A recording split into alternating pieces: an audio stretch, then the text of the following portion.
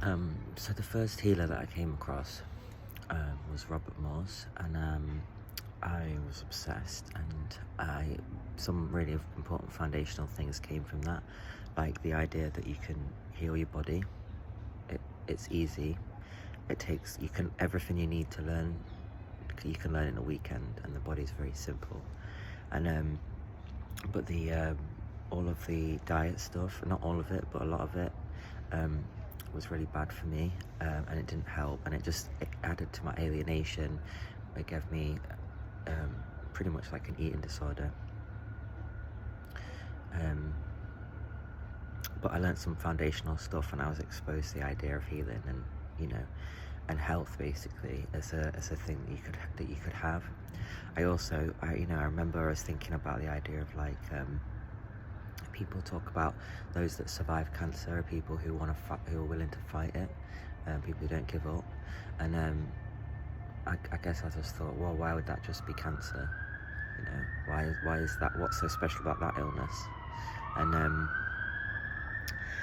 yeah, and then I realized that like well, people understand that stress causes illness, but what they don't, if you go into more specifics of that and say which stress causes which illness, then suddenly you're in this area which is most people won't accept.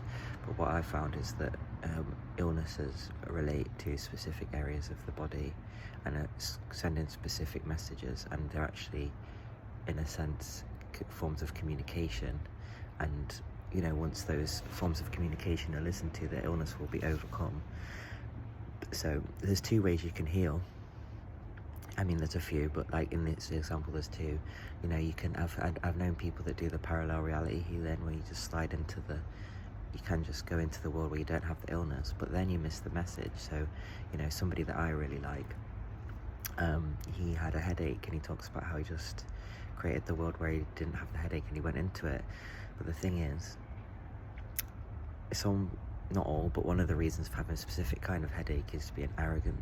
And he's still arrogant because he didn't get the message, and that's fine.